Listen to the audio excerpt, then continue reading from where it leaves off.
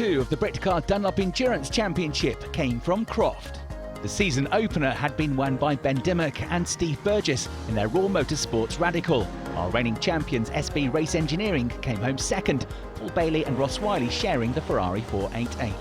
There was an excellent third place overall for Class 4 winners BPM Motorsport, Martin Byford and Ash Woodman excelling in their Seat. And an impressive fourth place finish for ex-servicemen Warren McKinley and Martin Compton in their first time racing the Praga R1. A very different challenge to the Aston Martin they raced previously. It's definitely interesting, it's very confined, completely different to GT stuff, but you feel with the car, you can feel every movement, very controllable. Just a great car to be in. Its real strength is speed through the corners, and that's the part that you need to learn and get your head around. But it's a perfect first step. It's not hard to drive, it's very, very predictable and forgiving, and it communicates with you what it's going to do.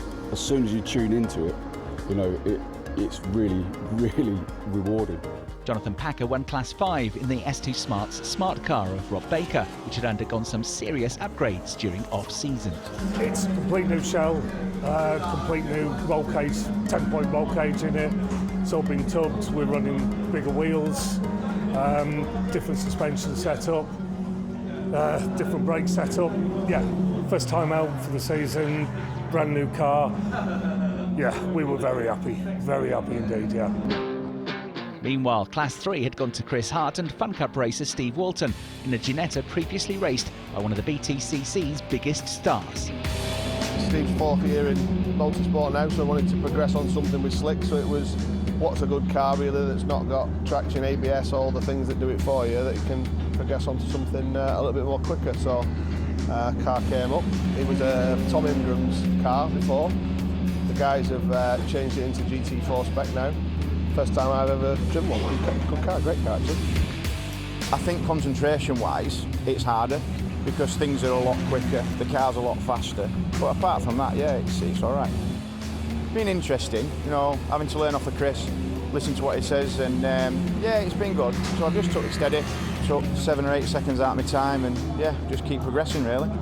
Joining the grid were entrants from the new Britcar Trophy, which opens up endurance racing to any cars where the performance doesn't match GT4 or TCR spec machinery.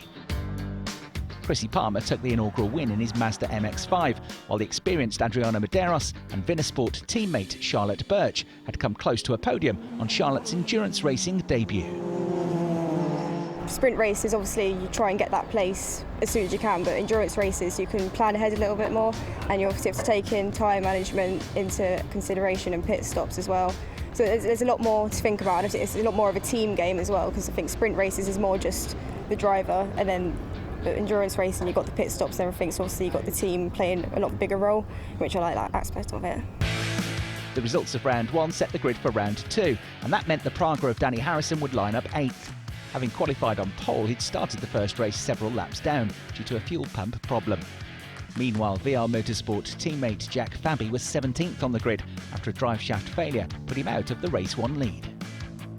The race got underway with a rolling start. Round 1 winners Raw Motorsport on pole in the Black Radical, Steve Burgess on board and staying ahead of Paul Bailey's Ferrari.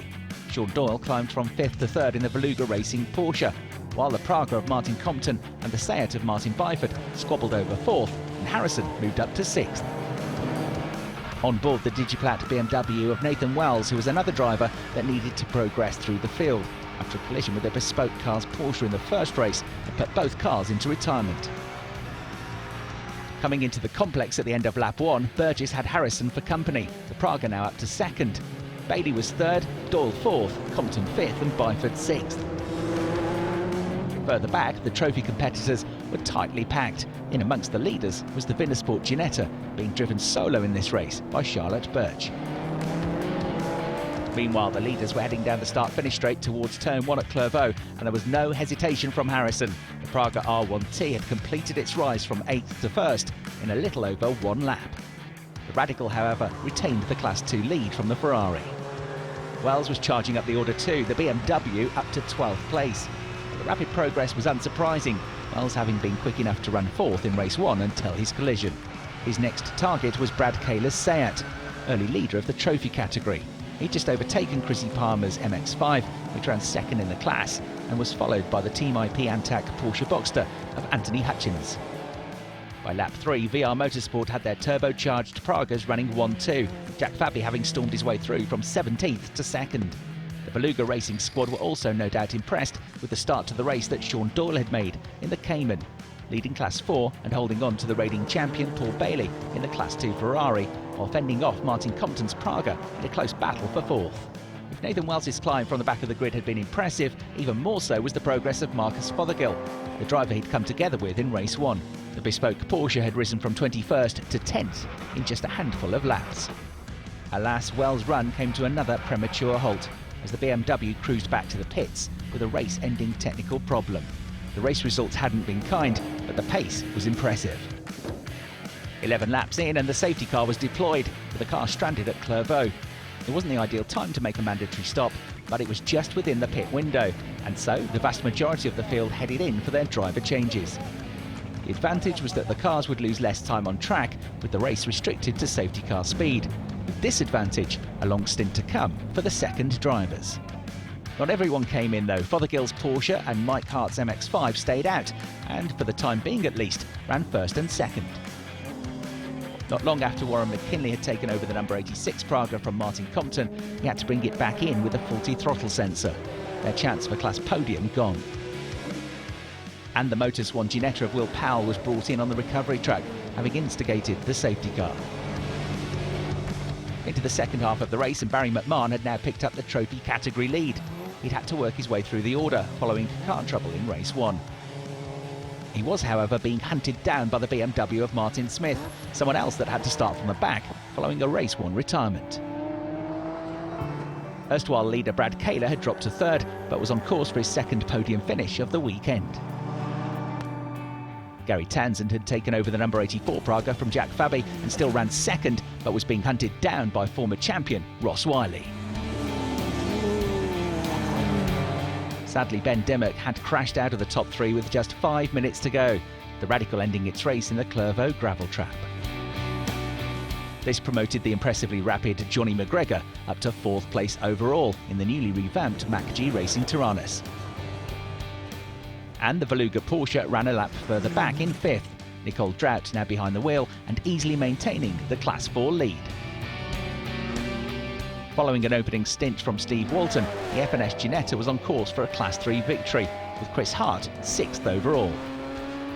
Charlotte Birch would end the race 4th overall in the trophy category, but also on the Class 6 podium in a Ginetta G40. She was followed by the similar machine of Bill Forbes. The Quattro Motorsport driver would cross the line just 3/10 behind Birch for 5th place in the category. And after a slightly disappointing round 1, Anthony Hutchins was able to bring the Porsche Boxster home to a very respectable 6th place and 2nd in Class 5. In the lead of the trophy category now was Martin Smith, heading for victory, having caught and passed the Alpha of Barry McMahon. The endurance race victory, though, in only his 2nd outing in the championship, went to Danny Harrison in the VR Motorsport Praga. Confirmation of the final results, with Fabian Townsend holding off the Ferrari of Bailey and Wiley for 2nd, the latter, though, claiming another Class 2 victory, with Mac G Racing 4th, Beluga 5th, FNS 6th, BPM 7th, and an excellent charge through to 8th from Marcus Fothergill and Dave Bennett in the Bespoke Cars Porsche. In the first lap we was in the lead, and just from then we just nailed it all the way down to the lights. And then we come across, I think it was about a minute lead I think we had, which was mega over 2nd place. But yeah, mega race. A tense final lap for Gary Townsend, but he survived the pressure from Ross Wiley. Pits were giving me sort of times to go, and where I was in the race I just kept saying P2 and hanging on in there, and sure enough we got there in the end, and brilliant. Next time, rounds 3 and 4 of the Britcar Dunlop Endurance Championship come from Brands Hatch. Thanks for watching.